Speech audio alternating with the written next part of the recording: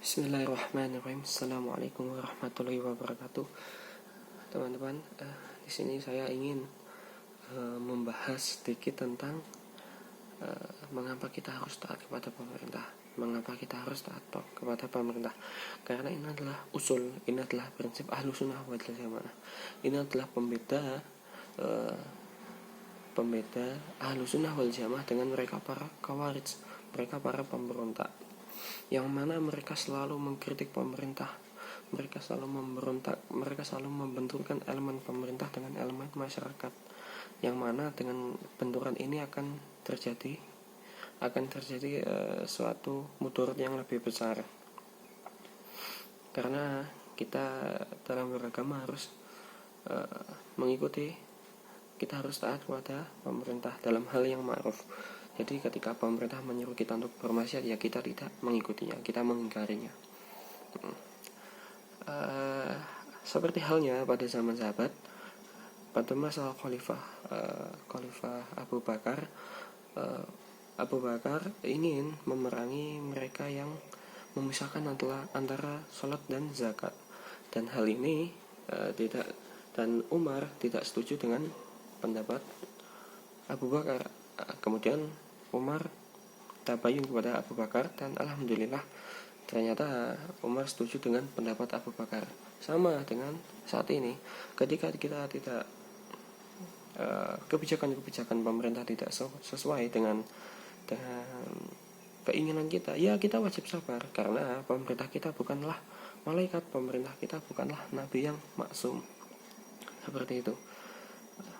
Kemudian ketika kita melakukan kudeta kepada pemerintah, kita memberontak kepada pemerintah, apa bedanya kita dengan mereka para Khawarij? Kemudian teman-teman, pada masa Khalifah Utsman, Khalifah Ali, di sana terdapat bibit-bibit Khawarij sampai di titik mereka membunuh Khalifah Utsman dan Khalifah Ali. Yang kita tahu, ketika Utsman dihadang, didatangi oleh para pemberontak, oleh para Khawarij, karena mereka tidak setuju dengan kebijakan Utsman. Bagaimana Utsman menyikapi mereka? Utsman membalikkan ucapan-ucapan mereka, Utsman melawan ucapan mereka, Utsman melakukan pembelaan. Ketika mereka tidak senang terhadap kebijakan Utsman melakukan beberapa argumen kepada mereka. Apakah kalian tidak ingat bahwa Rasulullah pernah memujiku, Rasulullah pernah memisalkan tangannya itu adalah tanganku. Kita ingat pada Baiat Ridwan, ketika Rasulullah dihadang oleh Quraisy masuk ke Mekah, kemudian Rasulullah menyuruh Utsman untuk masuk ke dalam Mekah. Dan saat itu Utsman atau Ali lupa, dan Utsman masuk ke Mekah. Kemudian ada isu bahwa di sana Utsman telah dibunuh. Jadi Rasulullah mengumpulkan para sahabat dan melakukan baiat Ridwan. Kemudian Rasulullah memisalkan tangan Utsman sebagai memisalkan tangan Rasulullah sebagai tangan Utsman.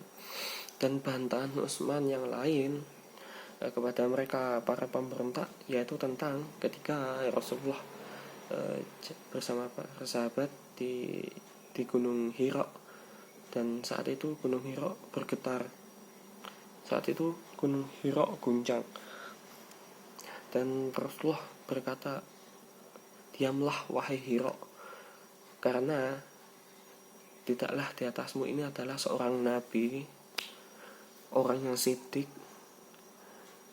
dan orang yang syahid. Padahal di sana ada Rasulullah, Abu Bakar, dan Utsman. Rasulullah, Abu Bakar, Utsman dan Ali, atau seperti itu, Afan lupa.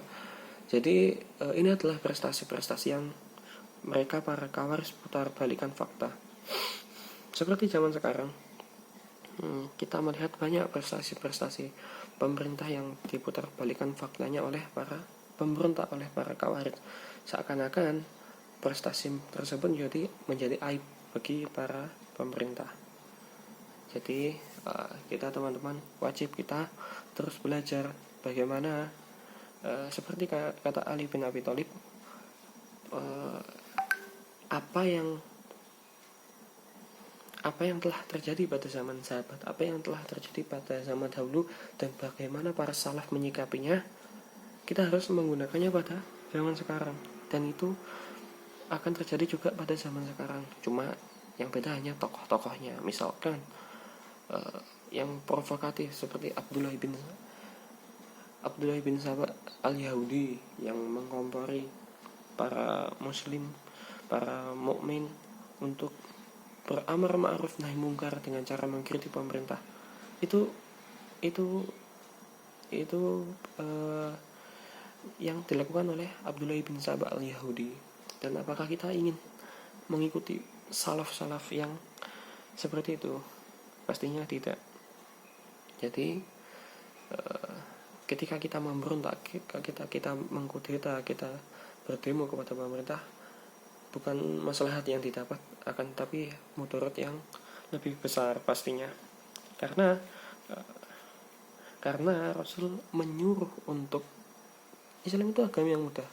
Di Islam kita tidak dibiarkan untuk diam dan ridho kepada setiap kezaliman pemerintah, tapi kita diberikan hak untuk mengkritik dengan cara yang benar yang Rasul telah contohkan. Kata Rasul, kita gandeng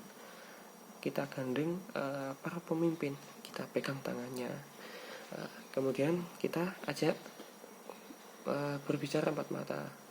Nah, ketika mereka mendengarkan kritik dan nasihat kita secara empat mata, alhamdulillah, berarti saran kita diterima. Apabila mereka tidak mendengar dan tidak mengiyakan saran kita, ya alhamdulillah, berarti kita telah mendapat pahala menasihati pemerintah dengan cara yang benar, seperti itu. Jadi ada batas-batas tertentu, teman-teman, dalam hal mengkritik pemerintah. Tidak barbar, tidak premanisme, seperti itu, karena akan mendatangkan mudarat yang lebih besar. Dan ini menjadi usul, menjadi prinsip pembeda kita dengan para pemberontak, seperti itu. Wallahu a'lam bishawab. Subhanaka Allahumma wa bihamdika asyhadu an la ilaha illa anta astaghfiruka wa atubu ilaik. Wassalamualaikum warahmatullahi wabarakatuh.